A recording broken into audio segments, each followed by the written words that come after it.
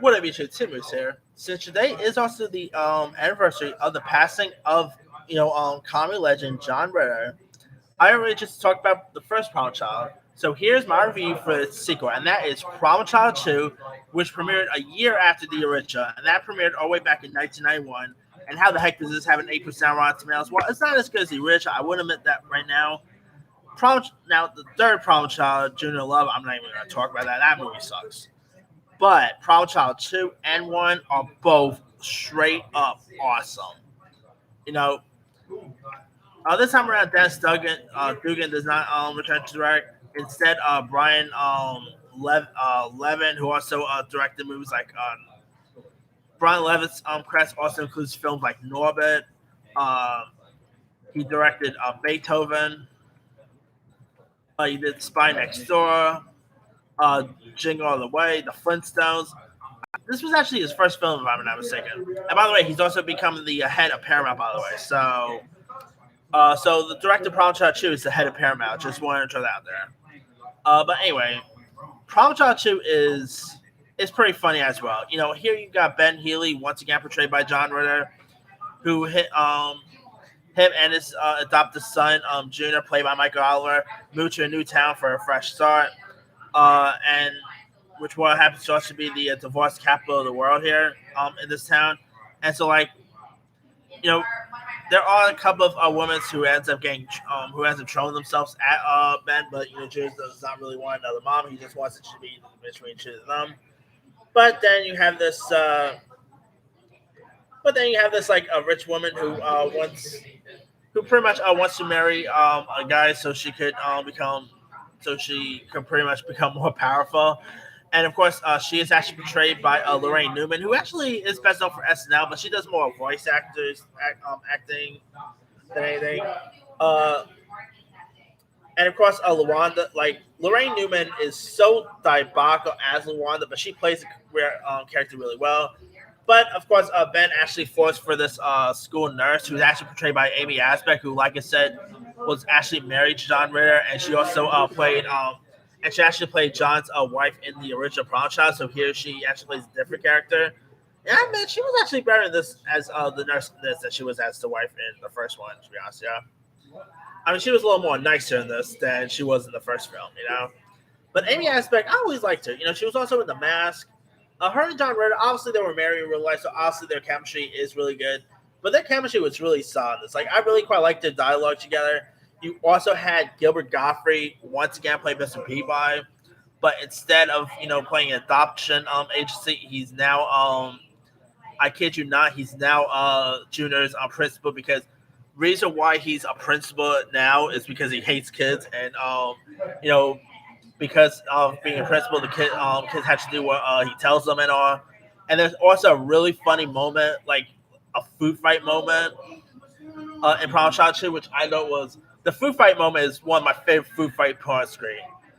That there's some other cool food fights. The one in Animal House is good, but the food fight in this is really hilarious. And Gilbert Gottfried, I mean, a couple years ago, it was actually announced that, and I think it was NBC was going to do like a Problem Child TV show with Matthew Lillard. I'm like, sorry about that. I'm like, I'm cool with a Problem Child TV show. All I ask is one thing: if they ever reboot Child's Play, whether it be a TV show or anything like that, do yourself a favor. And I don't care who. Obviously, you can't get back John Ritter, Sally. Obviously, you can't get back Michael Oliver, because that dude does not even do anything anymore. All I ask is you get Gilbert Gottfried back. That's all I ask. I mean, like even the third one, which is simply horrible, Gilbert Gottfried was awesome in the third film. I mean, the guy's voice is just so iconic. Whether he's voicing a parrot in Aladdin, his stand-up routine is hilarious.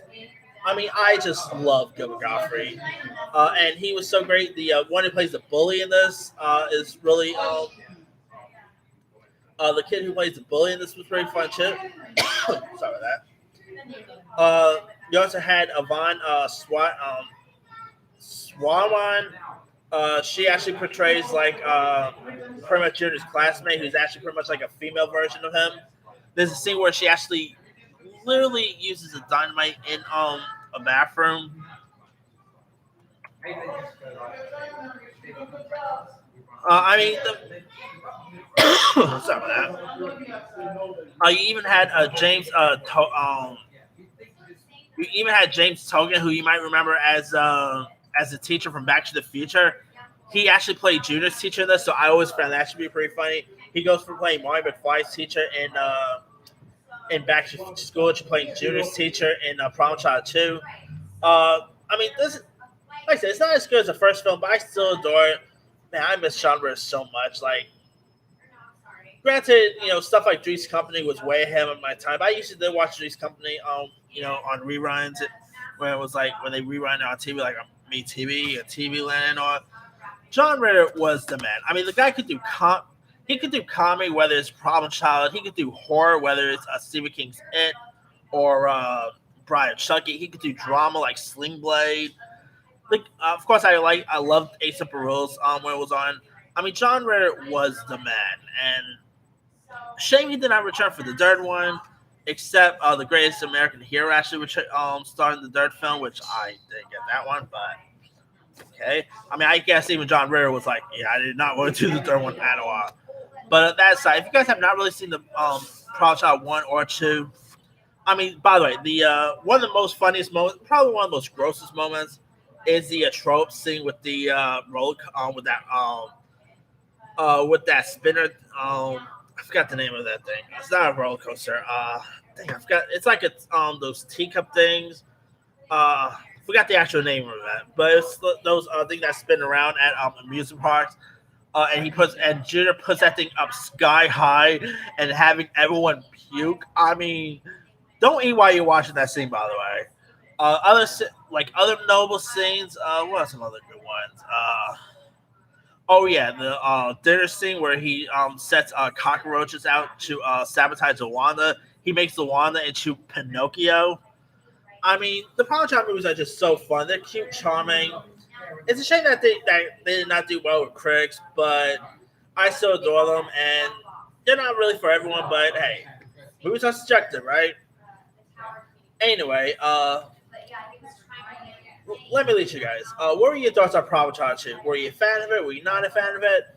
What's some of your favorite parts, some of your favorite moments? And which one do you prefer most? Did you prefer Problem Child 1 or Problem Child 2? Drop comments below. Don't forget to like, subscribe, hit that bell for more notifications. This is Simon signing off.